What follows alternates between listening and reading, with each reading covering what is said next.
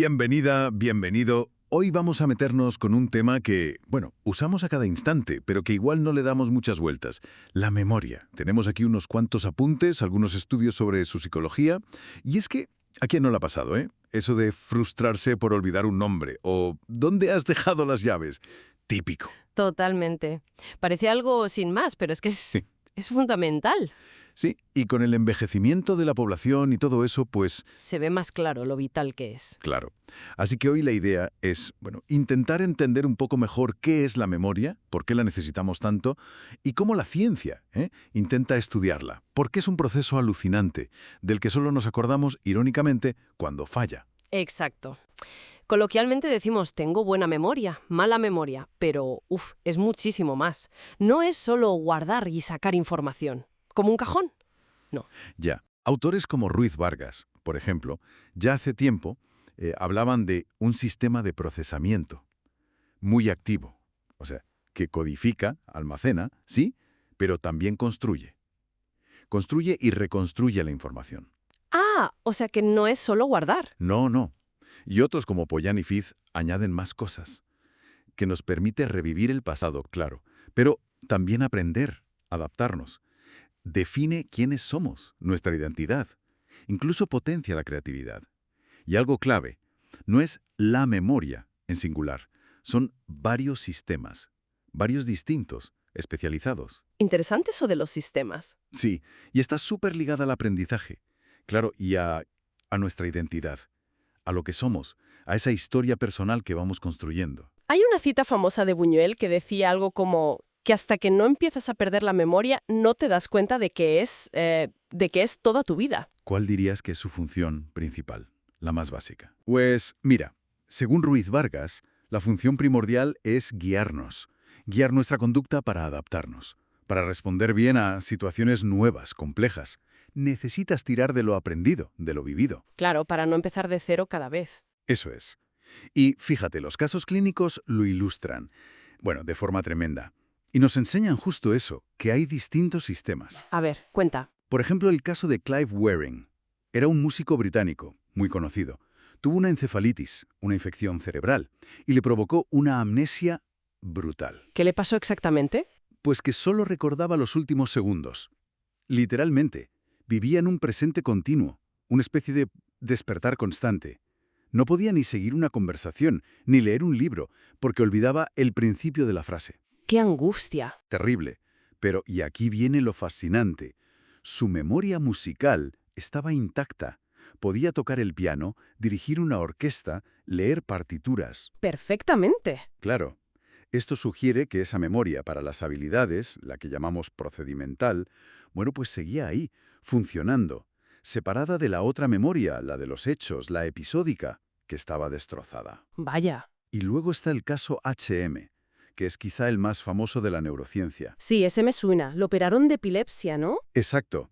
Le quitaron partes del lóbulo temporal medial para controlar sus ataques, y funcionó para la epilepsia, pero le causó una amnesia anterógrada gravísima. Anterógrada. Eso es que no podía crear recuerdos nuevos, ¿verdad? Eso es, no podía formar nuevos recuerdos a largo plazo. Podías tener una conversación con él, muy normal, pero si salías de la habitación y volvías a entrar, ya no se acordaba de ti ni de la conversación. ¡Qué fuerte! Pero, de nuevo, lo interesante. Su memoria a corto plazo estaba bien. Podía repetir una serie de números, por ejemplo. Y también podía aprender habilidades motoras nuevas. Había un experimento famoso de dibujar una estrella mirando solo su reflejo en un espejo. Ah, sí, Que es dificilísimo al principio. pues él mejoraba día a día, aprendía la habilidad.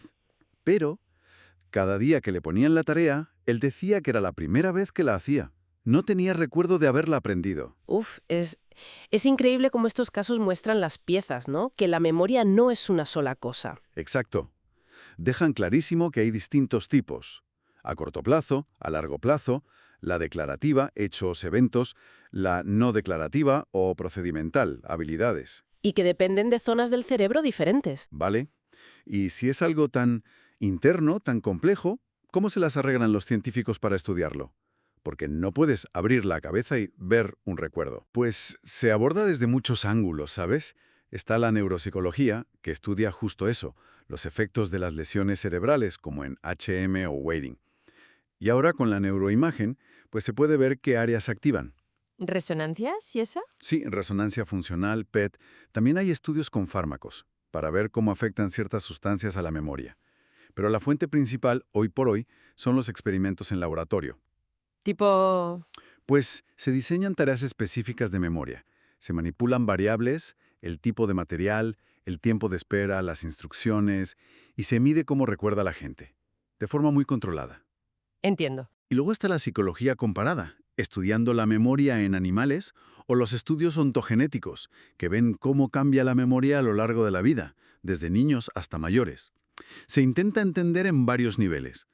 ¿Qué hace la memoria y por qué? El nivel intencional. ¿Cómo funciona por dentro? Las representaciones, los algoritmos y cuál es su base física en el cerebro, la implementación neuronal. Vale, mucha tela. Y en la historia de este estudio supongo que hay figuras clave. Has mencionado a Ruiz Vargas, pero antes, Ebbinghaus, ¿no? Él fue como el pionero en medirla en serio. Exacto. Hermann Ebbinghaus, a finales del siglo XIX. Él quería estudiar la memoria pura, digamos, de forma científica, experimental. Venía de una tradición, el asociacionismo, que veía la memoria como, bueno, como una especie de copia pasiva de la realidad, asociaciones entre ideas. ¿Y cómo lo hizo? Pues para evitar que el significado o la familiaridad influyeran, se inventó las famosas sílabas sin sentido, consonante vocal consonante, tipo zug, kif, cosas que no significaran nada. Curioso. ¿Y qué hace con ellas? Él mismo era el sujeto experimental.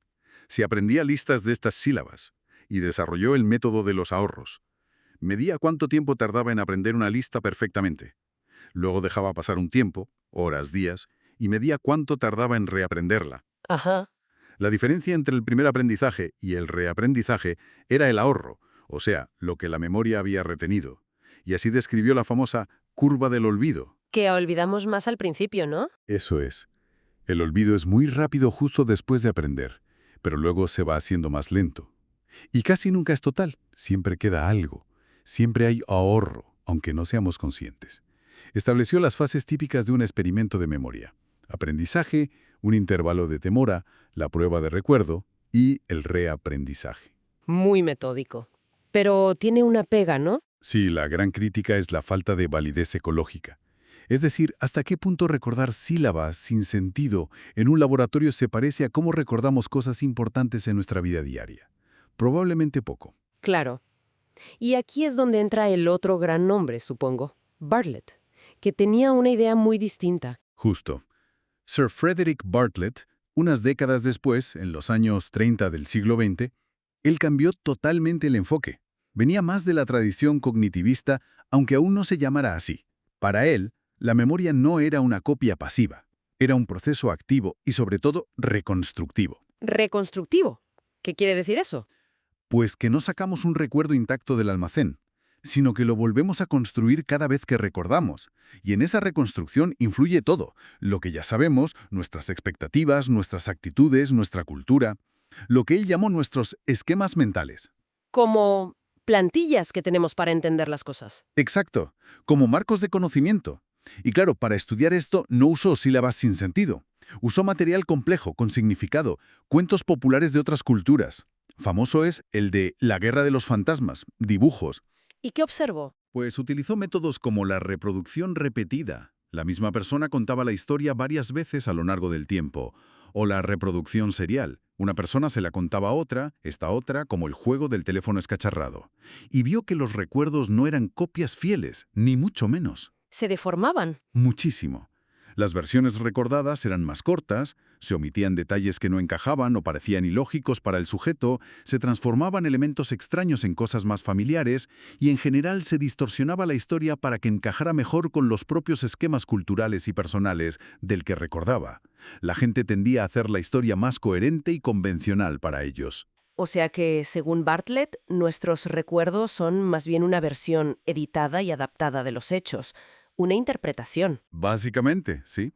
Recordar es interpretar, reconstruir basándonos en fragmentos y rellenando huecos con nuestros esquemas. Una idea muy potente que, aunque tardó en ser plenamente reconocida, es central hoy en día. Esto cambia mucho la perspectiva. Entonces, ¿cómo ha evolucionado la forma de entender la memoria desde estos pioneros? Pues muy resumido, se pasó de ese asociacionismo de Ebbinghaus y la tradición del aprendizaje verbal que estudiaba cómo aprendemos listas, pares de palabras, al cognitivismo, que explotó a partir de los años 60-70. Ahí la mente se ve como un procesador de información, un poco como un ordenador. La metáfora del ordenador. Sí, con sus procesos de codificación, almacenamiento, recuperación. Y más recientemente han surgido enfoques como el conexionismo, que usa modelos de redes neuronales y sobre todo la neurociencia cognitiva. Que intenta juntar mente y cerebro. Exacto. Busca unificar el estudio de la cognición, de los procesos mentales, con el estudio del cerebro, de la neurobiología, usando técnicas como la neuroimagen para ver, literalmente, el cerebro en acción mientras realizamos tareas de memoria. Es un campo muy activo ahora mismo. Entonces, para ir cerrando, queda claro que la memoria no es un simple baúl de los recuerdos, es algo mucho más complejo, ¿verdad? Sin duda, es un conjunto de sistemas cerebrales y procesos mentales, dinámicos, activos, reconstructivos, que son absolutamente esenciales para que podamos aprender, adaptarnos al mundo y, en última instancia, para construir y mantener nuestra propia identidad. Hemos visto cómo ha evolucionado su estudio, desde esas sílabas de Ebbinghaus hasta poder casi ver cómo recordamos en el cerebro. ¿Con qué idea clave nos quedamos? Pues yo diría que con la idea de que entender la memoria implica entender una interacción constante y muy compleja entre la psicología, nuestros procesos mentales y la biología de nuestro cerebro.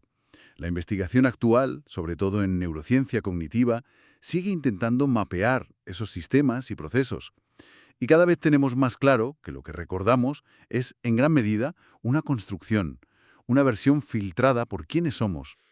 Y eso nos deja con una pregunta flotando, ¿no? Si la memoria es así, reconstructiva, basada en nuestros esquemas, en nuestra cultura, ¿hasta qué punto podemos fiarnos de un recuerdo, por muy vivo o por muy nítido que nos parezca?